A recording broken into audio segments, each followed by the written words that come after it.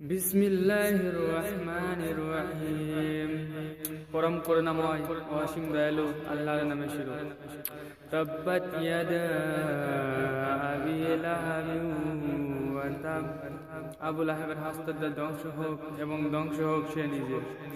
মা আগনা আনহু মালুহু ওয়া মা কাসাব।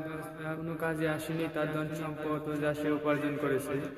সায়াসলা নারান যাতা লাহাব। শিগগিরই সে প্রবেশ করবে লেলিহার অগ্নিতে।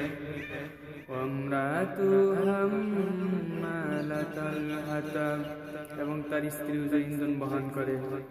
ফি জিদিহা হাবলুম মিন মাসাদ।